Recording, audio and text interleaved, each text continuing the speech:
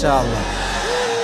যারা প্রতারক, যারা বিশ্বাসঘাতক, যাদের কথা কাজে মিল নাই, এদের সাথে কোনো সম্পর্কের দরকার নাই, এদের জন্য আল্লাহ একাই যথেষ্ট। ঠিক কিনা বলেন যুবকেরা?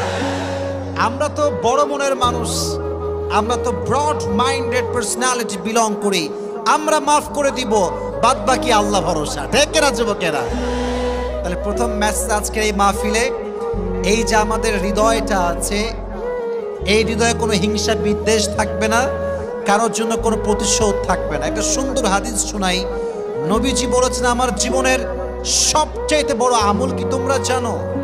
সাহাবা একরাম বলল, ইয়া রাসূলুল্লাহ, বলেন কি আমল যেটা সবচেয়ে বড় আমল? নবীজি বলেন, এটা কোনো তাহাজ্জুদ নয়, এটা কোনো দান নয়। ইন ইসতাতা'তা আন তুসবিহা ওয়া তুমসিয়া ওয়া লাইসা ফি কলবিকা গাশশুন লিআহাদিন ফাফআল যালিক ওয়া যালিকা মিন